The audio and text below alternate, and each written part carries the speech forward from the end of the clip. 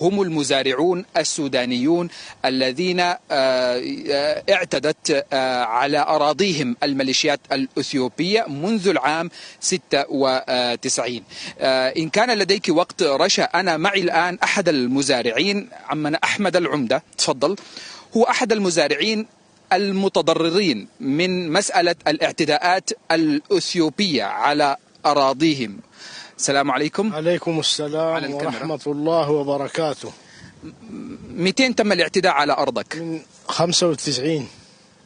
أرضك على الشريط الحدودي. الشريط الحدودي، واعتدوا علينا فجأة وشالوا مننا كل منقولاتنا اللي في الكنابي وطردونا ببابوراتنا، رجعنا وخسارتنا كلها شالوها هم وتولوا على كل المعدات الزراعية في الكنابي. من ذلك التوقيت وإلى الآن ما رجعت إلى أراضيكم؟ من ذلك التوقيت ما رجعنا، ونحن استبشرنا خيرا، بس جية البرهان في دوكا ومتجه على الشرق، والحكومة خلت بالها في الشرق، وحسا نحن فرحنا وارتحنا ومعنوياتنا ارتفعت.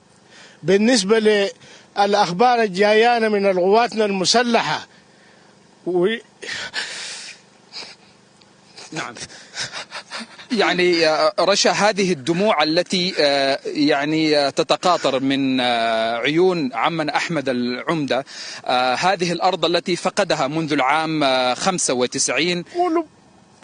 قلوب حتى القلوب. نحن مغلوبين على أمرنا، شالوا مننا حقنا عنفا وتعدي. ما ارتحنا إلا حسها وجدنا الخبر بأن القوات المسلحة استردت أرضنا، ونحن فرحانين حد الفرح بهذه الانتصارات وإعادة حقنا إن شاء الله.